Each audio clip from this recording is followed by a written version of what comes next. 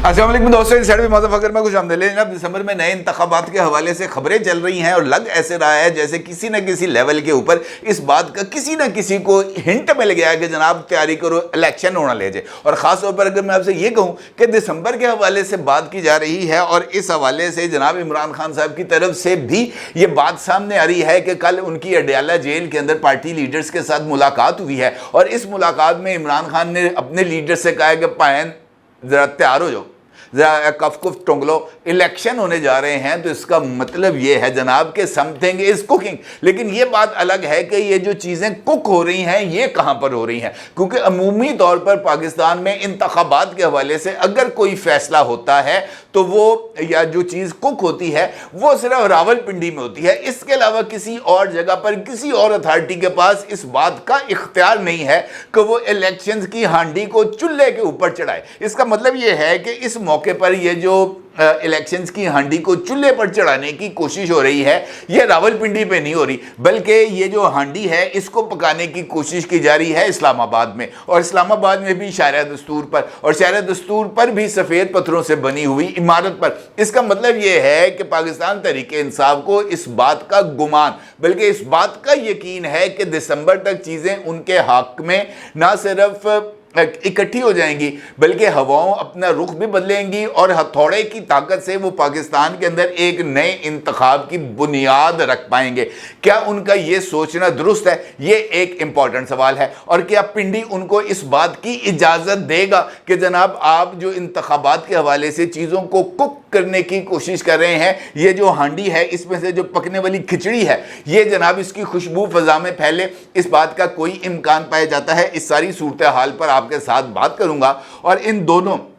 सवालात के जवाबात तलाश करने की कोशिश करेंगे। लेकिन उससे पहले बात करते हैं जनाब अडयाला जेल की और अडयाला जेल में होने वाली एक अहम तरीन पेशरफ्त की। इम्पॉर्टेंट बात यह है कि आज अडयाला जेल में 190 मिलियन पाउंड केस की एक बड़ी ही इंपॉर्टेंट समाअत होनी थी और इस समाअत को शायद मुमकिन तौर पर आखिरी समाअत करार दिया जाता और इसमें होने वाले गवाहों पर जिरा के बाद इमरान खान साहब और बुशरा बीबी के वकील अपना आखिरी जो है वो स्टेटमेंट्स देते और फिर इमरान खान और बुशरा बीबी भी अपना इख्तितामी बयान रिकॉर्ड कराते और उसके बाद इस केस की समाअत जो है वो मुकम्मल हो जाती। लेकिन इस केस के अंदर आज कुछ अचानक जो पेशरफ्त हुई है वो बहुत ही ज़्यादा चौंका देने वाली है, क्योंकि अडयाला जेल में अचानक इस केस की समाअत को न सिर्फ मुलतवी कर दिया गया बल्कि 1 घंटे के बाद यानी 10 बजे इस केस की समाअत होना थी और 11 बजे जो जज साहब थे वो कमरे अदालत से बाहर निकले, अपनी गड्डी में बैठे, सेल्फ मारी और जनाब अडयाला जेल से निकल गए।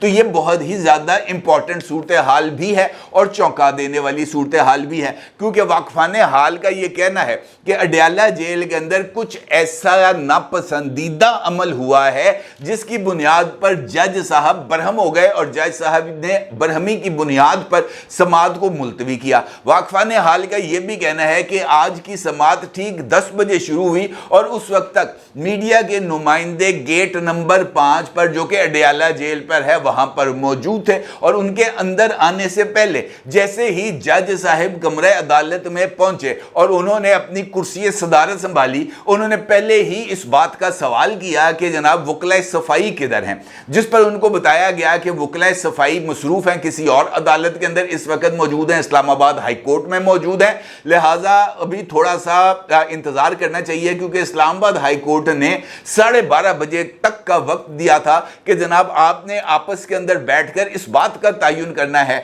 कि पाकिस्तान तहरीके इंसाफ को आज नेशनल प्रेस क्लब के बाहर मुजाहरे की इजाजत देनी है या नहीं। और इसलिए वकला वहां पर मसरूफ हैं और आपको थोड़ा सा टाइम लगेगा, बल्कि एक उसके बाद कुछ देर के बाद अदालत को इस बात से आगाह किया गया कि वकला जो है वो रास्ते में है, अभी जो है वो 15-20 मिनट तक यहां पर पहुंच जाएंगे, जिस पर अदालत ने जो कार्रवाई है उसको कुछ देर के लिए मौखर किया और आधे घंटे के बाद जब कार्रवाई का दोबारा आगाज हुआ तो वकला सफाई वहां पर मौजूद नहीं थे, जिस पर अदालत ने इसके ऊपर बरहमी का इजहार किया और सवाल किया कि वकला क्यों नहीं आए। और लोगों का यह मानना है کہ اس بات کے اوپر عمران خان صاحب جو ہے وہ نہ صرف اٹھ کر کھڑے ہوئے بلکہ انہوں نے جج صاحب کو مخاطب کرتے ہوئے اس بات کا اظہار کیا کہ پائن تانوں کیڑی چیز ہے جیڑی کھلون نہیں دیندی. اگر آپ کو یہ بات بتا دی گئی ہے کہ وکلا آ رہے ہیں تو آپ انتظار کریں. آپ کو اگر اتنی جلدی ہے تو فیصلہ سنائیں اور جائیں. آپ کے پاس فیصلہ تحریر شدہ آ گیا ہے. اور ان ریمارکس کے بعد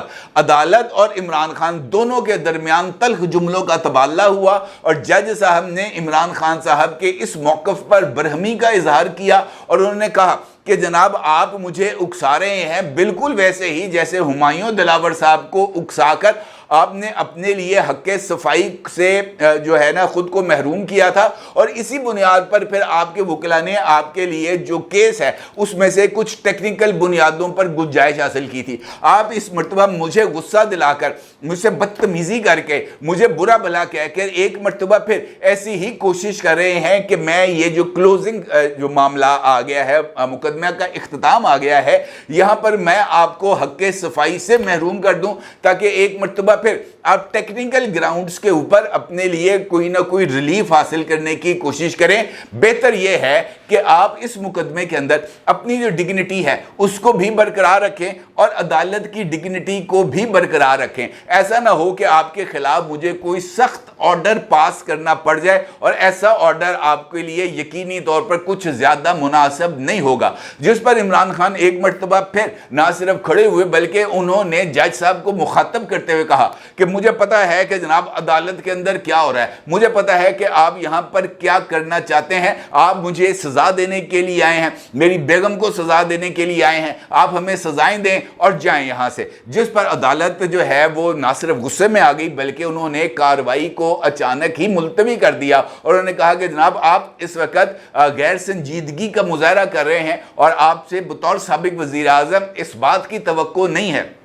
کہ آپ عدالتوں کو من چاہے انداز میں چلانے کی کوشش کریں. جس پر عدالت نے کارروائی کو اچانک ملتوی کیا اور میڈیا نمائندوں کو عدالت کے باہر اس بات سے آگاہ کر دیا گیا کہ جناب تانوں اندر بھیجن کا کوئی فائدہ نہیں کیونکہ خان صاحب نے جڑا کم پڑھا سی وہ پاتا ہے. اور اب جناب جج صاحب نے اس کیس کی سماعت کو ملتوی کر دیا ہے. اس کا مطلب یہ ہے کہ جان بوجھ کر ایک ایسے ماحول کو کریٹ کیا گیا جس کے نتیجے میں عمران خان صاحب اپنے لیے ٹیکنیکل جسٹس کی کوئی بنیاد رکھ سکیں کیونکہ اس وقت نہ عمران خان صاحب کے وکلا عدالت میں موجود تھے اور نہ ہی میڈیا نمائندے عدالت میں موجود تھے جو اس سارے مکالموں کو کور کر سکے. اور وہاں پر اگر کچھ لوگ موجود تھے تو وہ عدالتی عملہ تھا یا پولیس کے حکام تھے یا عمران خان صاحب اور ان کے جو اہلیہ محترمہ ہے وہ موجود تھی یا عمران خان صاحب کے برطانیہ سے آئے ہوئے ایک دوست رچرڈ گلاس وہاں پر موجود تھے. اور عمران خان صاحب کی طرف سے یہ جو سارے کا سارا ماحول تھا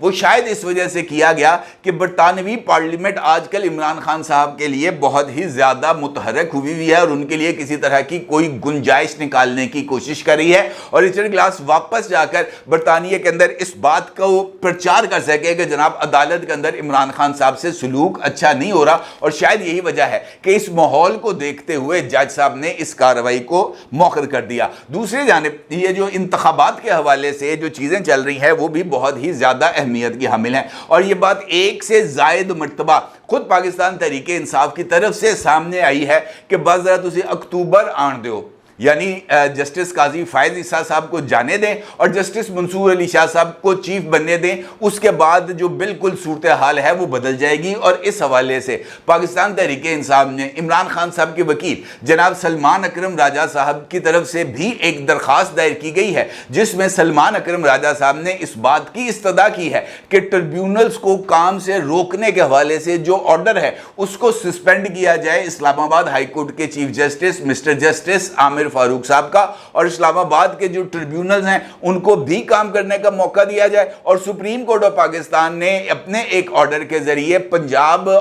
کے جو ہائی کورٹ ہے اور اس کی جو ملاقات کروائی گئی ہے چیف الیکشن کمشنر سے اس میں بھی یہ جو سٹے آرڈر ہے اس کو ویکیٹ کیا جائے تاکہ ٹریبیونلز اپنا کام کر سکیں. پاکستان تحریک انصاف کو اس بات کا یقین ہے کہ جسٹس قاضی فائز عیسیٰ صاحب کے جانے کے بعد یہ جو انتخابات کے حوالے سے پٹیشنز ہے 8 फरवरी के इंतखाबात पर एतराज़ात के हवाले से और लेवल प्लेइंग फील्ड के हवाले से, इसमें पाकिस्तान तहरीक इंसाफ को किसी न किसी तरीके से कोई गुंजाइश मिलेगी और इंतखाबात के नताइज को जो है वो मुतनाज़ा करार दिया जाएगा। और अगर इस्लामाबाद की 3 सीटें, लाहौर की 4 सीटें और पंजाब के कुछ मुख्तलिफ अजला से अगर कुछ सीटों के ऊपर जो फैसले हैं वो पाकिस्तान तहरीक इंसाफ के हक में आ जाते हैं, तो फिर उसकी बुनियाद पर पाकिस्तान तहरीक इंसाफ को इंतखाबात को मुतनाज़ा बनाने के लिए जो बयानिया है उसको ना सिर्फ तश्कील देने का मौका मिलेगा, बल्कि वो अपने इस बयानिए को लेकर आगे भी चल सकते हैं। और शायद यही वजह है कि पाकिस्तान तहरीक इंसाफ के मुख्तलिफ लोग इस हवाले से बरमला जिक्र कर रहे हैं। जनाब असद कैसर साहब ने कल एक इंटरव्यू में इस बात का इजहार किया कि दिसंबर के अंदर नए इंतखाबात होने जा रहे हैं। पाकिस्तान तहरीक इंसाफ के जो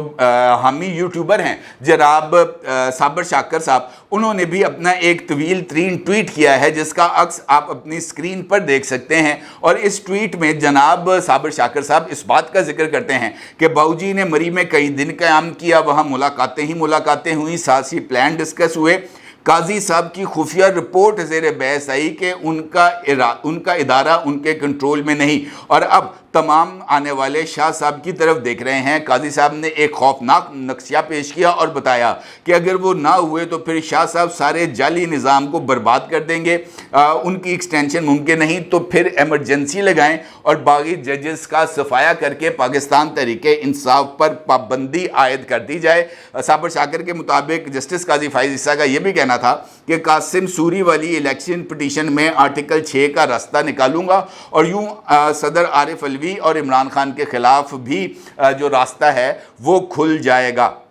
इसका मतलब ये है कि ये बात को जानबूझकर इस तरीके से इस्टेब्लिश किया जा रहा है कि जस्टिस काजी फायज ईसा साहब ना सिर्फ रुकावट हैं, बल्कि जस्टिस काजी फायज ईसा साहब इस मामले को मंतकी अंजाम तक नहीं पहुंचने दे रहे। लिहाजा जैसे ही जस्टिस काजी फायज ईसा साहब हटेंगे, ये जो परनाला है, ये जो फ्लड गेट है, ये एकदम खुल जाएगा और उस फ्लड गेट के नतीजे में इंतखाबी नताइज ना सिर्फ बह जाएंगे, बल्कि इस्टेब्लिशमेंट इस हद तक मजबूर हो जाएगी कि वो नए इंतखाबात कराने का जो विंडो है उसको खोले, और ताकि ये जो पॉलिटिकल प्रेशर डेवलप हो रहा है, इस पॉलिटिकल प्रेशर के खात्मे का कोई इम्कान डेवलप हो। लेकिन ये तमाम लोग इस बात को यकसर फरामोश कर बैठे हैं कि माजी में भी 14 मई को इंतखाबात कराने के हवाले से सुप्रीम कोर्ट ऑफ पाकिस्तान का खुद एक फैसला था, और इस फैसले पर जो है वो फरवरी 2024 तक अमल दरामद नहीं हुआ। और उसके बाद 8 फरवरी को इंतखाबात हुए, और वो भी उस वक़्त हुए जब जस्टिस काजी फायज ईसा साहब ने इंतखाबात के रास्ते में रुकावटों को दूर करके